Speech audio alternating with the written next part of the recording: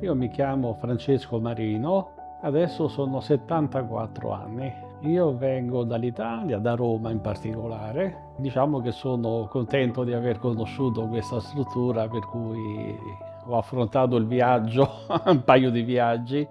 Per me è stato decisivo il fatto che il dottor Palmas è italiano, ho letto molto su quello che ha fatto, della sua organizzazione, della sua esperienza, e questo mi ha convinto a venire anche qui, che non è proprio vicino dall'Italia, insomma, però mi ha dato fiducia, mi ha dato molta fiducia e quindi mi sono avventurato su questa strada, insomma. E poi ho fatto la riabilitazione delle due arcate, superiore e inferiore.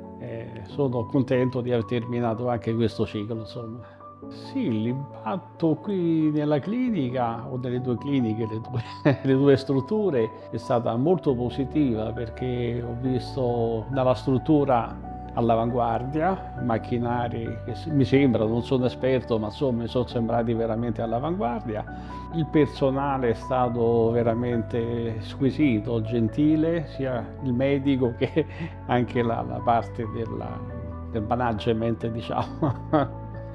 Mi sono sentito seguito, tranquillo, e qualsiasi problema ci fosse stato c'era una risposta pronta, per cui ero sereno prima e anche oggi mi sento molto tranquillo.